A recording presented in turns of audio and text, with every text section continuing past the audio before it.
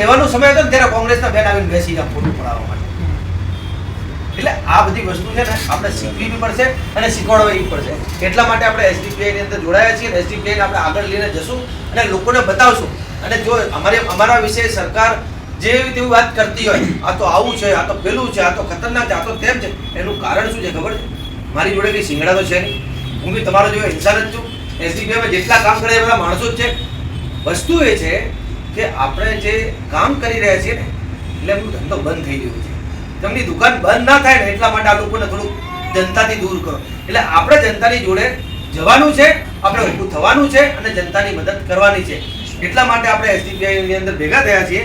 તો આજ હું તમને એસડીપીઆઈ વિષયમાં જે તમને બતાવ્યું છે અને હજી ધીરે ધીરે ઘણું બધું ચાલશે, કારણ કે વખત ટાઈમ ઓછું છે આપણું. અમારા પત્રકાર બિંદુ બી આવી ગયા છે, તો આપણે આગળનું કાર્યક્રમ કરશું. એવી જ રીતે જનતાનું આપણે સન્માન કરવું અને જનતાના માટે કામ કરવું, આ એક આપણે સંકલ્પ લઈએ છીએ. આપણે આવનારા દિવસોની અંદર આપણે કામ કરીને બતાવશું કે ખરેખર આ રાજનીતિમાં અમે વોટ તો લઈ લીધું, પણ વોટ લીધા પછી તમારો વોટ બેકાર નહીં જાય. આ જનતાની વચમાં જઈ અને અમે બતાવશું કે તમારું વોટ બેકાર નહીં જાય. કોઈ જાતનું એની અંદર ડેવલપમેન્ટ નહીં કરવાનું.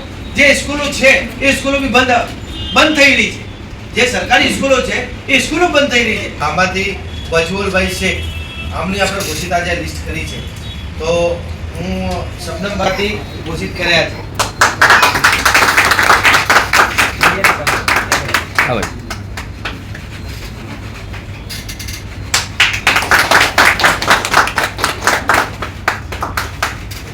સૌથી પહેલા હું શબનમભાઈનું શેખને કહીશ કે હેતલબેનનું ફૂલહાર કરે. હેતલબેન મકવાણા બહેરામપુરાથી જે અમારા કેન્ડિડેટ.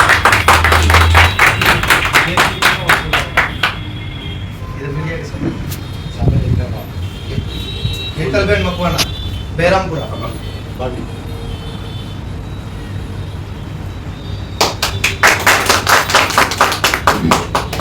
એના પછી વટવાથી અમે કેન્ડિડેટ ઘોષિત કર્યા.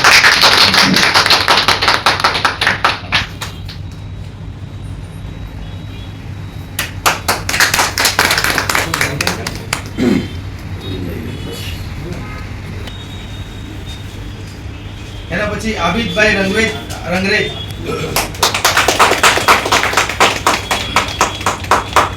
આબિદ કર્યા છે. તેમનું ખુલ્લા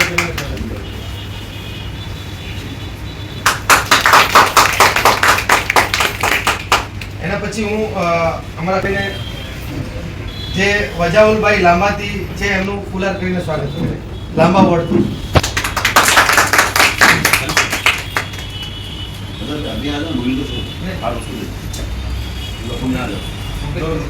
શેખ આ લાંબા વોર્ડથી અમારા.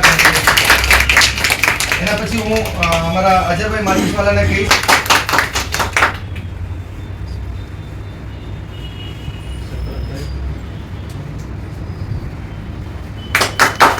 हमारा जमालपुर की है शाहनवाज भाई राजा.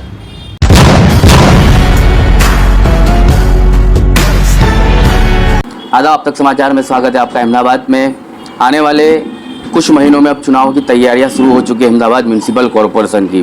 कहीं ना कहीं तमाम पॉलिटिकल पार्टियां लग चुकी है, मैदान में उतर चुकी है. कहीं ना आज एसडीपीआई पॉलिटिकल पार्टी के माध्यम से वटवा बहरामपुरा के कुछ कैंडिडेट चुने गए हैं. उन तमाम से हम बात करेंगे. अब तक तो ये होता था कि कई पॉलिटिकल पार्टियों ने चांद दिखाए लेकिन वो अपनी जिम्मेदारियों पर खरे नहीं उतरे, इसलिए ये तमाम सितारा चुना है. एसडीपीआई का वो नारा है कि हर मजलूम हमारा है. एसडीपीआई के फुल फॉर्म के बारे में तो social democratic party of India है, लेकिन 2014 के बाद जब सत्ता में भारतीय जनता पार्टी आई तो उनका डर हर नुमाइंदों में बना हुआ था और हर वो पॉलिटिकल पार्टी डरी हुई थी. कहीं ना कहीं एसडीपीआई आई और उसका एक फुल फॉर्म ये भी बनाया गया, सत्ता का डर प्रजा से इग्नोर किया गया. इस बात को कहीं ना कहीं तमाम लोगों ने देखा है और अब इस पार्टी में जुड़ने की शुरुआत की है. एक एक करके हम महिलाओं से बात करेंगे. सबसे पहले अपर्णा बेन से, जिनसे कई लोग इनके समाज के भी प्रेरणा लेंगे कि आपने इस पार्टी को क्यों चुना, और इस पार्टी में जुड़ने की वजह क्या रही? नमस्ते, मेरा नाम अपर्णा है। मैं इसलिए इस पार्टी में जुड़ी हूँ क्योंकि तारे तो दिन में बहुत दिखते हैं, पर हम दिन रात सेवा करने के लिए अब तैयार है। और मेन प्रॉब्लम हमारे ये है, अहमदाबाद में इसकी जगह खाड़ाबाद है। क्यों? क्योंकि हर जगह खड्डे बने हुए हैं।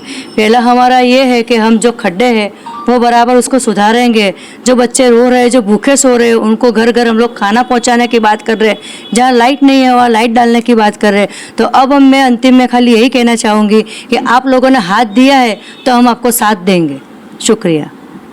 चलिए एक एक करके हम तमाम वो कैंडिडेट से बात करेंगे, कैसे देखते हो और कौन से विस्तार से आपको जो है चुना गया है, आपको टिकट दिया गया है। मेरा नाम हेतल मकवाना है। मैं बैरामपुरा वार्ड में खड़ी हूँ और इस बार हमें जुड़ा रहे क्योंकि हमें आगे प्रजा को सबको बताना है कि हमें कोमवाद नहीं करना है, साथ मिल के आगे बढ़ना है। आपकी समस्या हम उलझा के आपको देंगे, आप हमको बताओ, हम आगे सरकार तक पहुँचाएंगे और उसका आपको निवारण निकाल के देंगे। धन्यवाद। चलिए एडवोकेट भी हमारे साथ मौजूद है, कैसे देखते हो वटवा से इनको जो है टिकट मिली है? मैं सलमा सिद्दीकी एडवोकेट।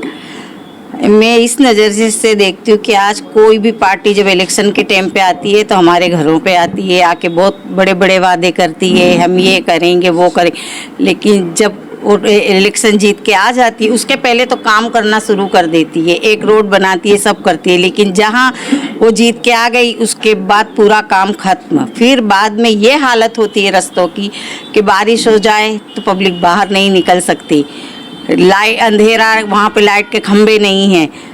बहुत सारी ऐसी प्रॉब्लम है कि जो प्रजा उससे जूझ रही है। हमारा उद्देश्य सिर्फ इतना है कि हमें प्रजा को अब इन मुसीबतों से बाहर लाना है और हमको सिर्फ वादे नहीं करना, अगर हम आए तो हमको जो काम है वो काम करके दिखाना है।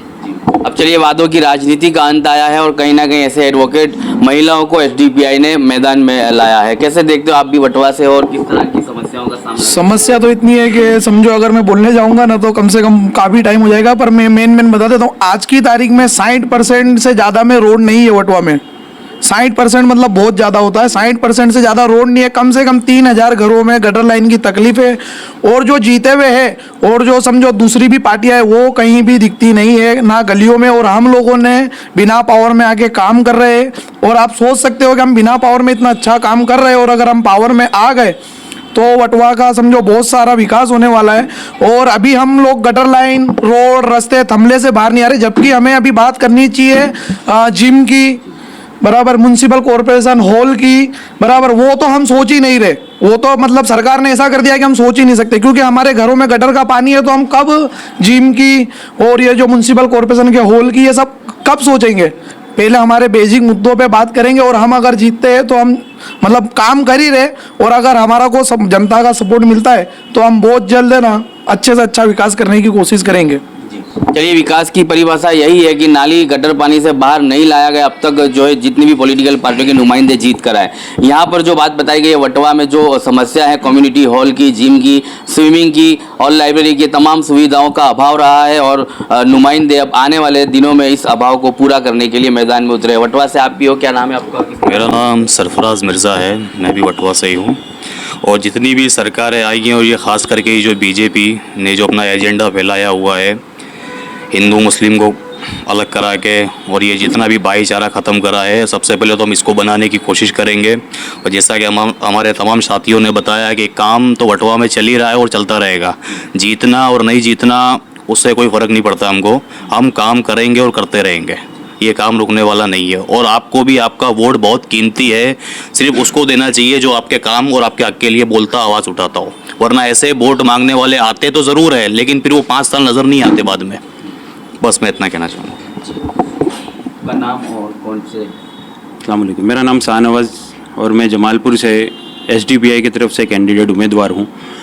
देखा जाए तो हम लोगों ने जिन जिन लोगों को अभी तक वोट दिए हैं वो लोग वोट के टाइम पे हमें आकर के मिलते हैं, उसके बाद नज़र नहीं आते। मॉनसून के वक्त और उसके बाद भी और उसके पहले भी इतने बड़े बड़े बजट पास होते हैं, लेकिन हमारे वहाँ बड़ी मुश्किल से, बड़ी मेहनत से कोई एक सड़क बन भी जाती है, उसके बाद पहली ही बारिश में, शुरुआत की ही बारिश में वो सड़क में इतने बड़े बड़े गड्ढे पड़ते हैं कि लोग आने जाने वाले परेशान हो जाते हैं। हम लोग जब एक सुई भी खरीदते हैं तो हम लोग उसका टैक्स देते हैं, लेकिन वो टैक्स हमारा कुछ काम में नहीं आता है। वो कहाँ जाता है पैसा पूरा, ये एक बहुत बड़ी मुद्दे की बात है, सोचने वाली बात है। और विस्तार को देखा जाए तो मोस्ट ऑफली हमारे एरियो में स्कूल बंद हो रही है, जबकि स्कूलें स्मार्ट स्कूलें बननी चाहिए। और जो भी अधिकारी अभी सत्ता में है वो बिल्कुल भी काम नहीं कर रहे, क्योंकि पब्लिक बहुत ज़्यादा परेशान हाल है। वो देखा जा सकता है जमालपुर के अंदर अमीन अजमेरी की इतनी ज़बरदस्त मेहनत है एसडीपीआई की तरफ से, और एसडीपीआई की बहुत मेहनत है जमालपुर से, लोग खुद देख ही रहे। तो इंशाल्लाह इसमें हम लोग कामयाब भी होंगे और इंशाल्लाह प्रजा का भी पूरा सपोर्ट मिलेगा। अस्सलाम वालेकुम। मेरा नाम शेख वज़ाहुल है और मैं लांबा वार्ड से हूँ। एसडीपीआई पार्टी में ऐसा है कि आने से हमको पता चला है कि भाई पॉलिटिकल पार्टी किस तरह से क्या काम करती है, क्योंकि बरसात के टाइम पे जो मेढक बाहर निकलते हैं, ऐसा है कि जो बीजेपी और कांग्रेस के पार्टी वादे वो लोग सिर्फ जैसे बरसात में मेढक आते हैं ना, तो लोग वोटिंग के टाइम पे ऐसे बाहर आते हैं कि भाई हाँ रोड रास्ते हम तुमको सही कर देंगे। लेकिन अगर आप वटवा और लांबा वार्ड में आके देखिए तो वहाँ पानी की समस्या इतनी है, गटर की समस्या इतनी है कि लोगों के घर के मुर्गे में से पानी बाहर आ रहा है। लेकिन हम अगर कंप्लेन लेके जाते हैं तो वो लोग सिर्फ एक ही चीज़ कहते हैं कि भाई आपका निवारण हो जाएगा। लेकिन वो कब होता है कि जब वोटिंग टाइम आने वाली हो तभी वो आपको भाई बहन सब बोलेंगे, लेकिन उसके पहले उनका कुछ नहीं है। तुम उनके पास जाके बोलो कुछ भी करो, लेकिन उनका कुछ नहीं रहता है। तो हम ये पार्टी में हैं, हमने बहुत काम करा है साथ में, तो हम ये चाहते हैं कि आगे हमको चुना गया है तो हम आगे और भी काम करेंगे और जीतेंगे इंशाल्लाह।